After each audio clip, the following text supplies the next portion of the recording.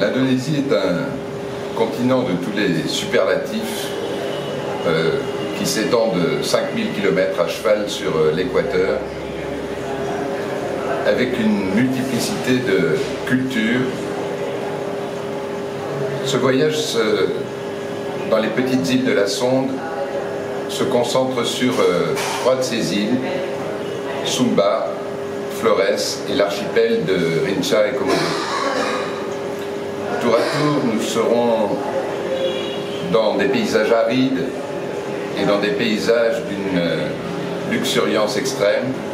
Donc nous commençons par l'est de Sumba, la partie la plus orientale de ce voyage, pour y voir des villages de minorités ethniques, des villages à la culture mégalithique, avec des tombes assez incroyables qu'on continue de construire encore aujourd'hui, faites d'énormes blocs de pierre.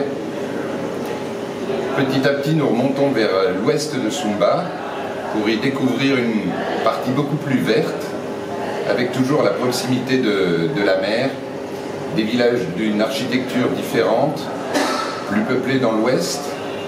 Ensuite, nous passons à Flores.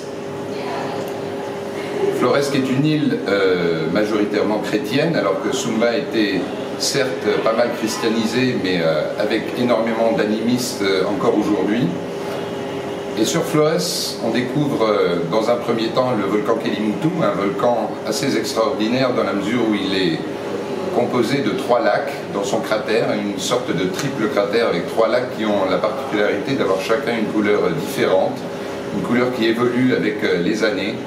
Donc d'une année sur l'autre, les couleurs ne sont pas les mêmes. C'est un paysage magnifique.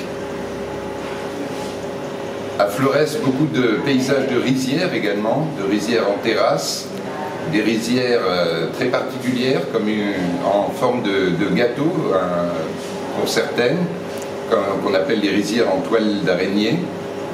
Toujours des villages ethniques encore, avec pour chaque ethnie une architecture particulière, mais des rites souvent communs d'un village à l'autre.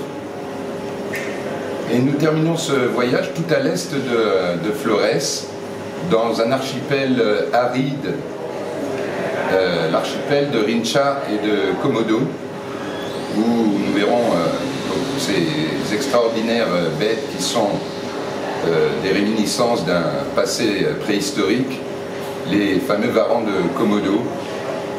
Tout cela dans un paysage quasi désertique, des îles magnifiques, montagneuses, et nous aurons l'occasion de faire beaucoup de plongées avec masque et tuba pour voir les fonds, avec des poissons, des étoiles de mer, tout cela d'une grande variété de couleurs.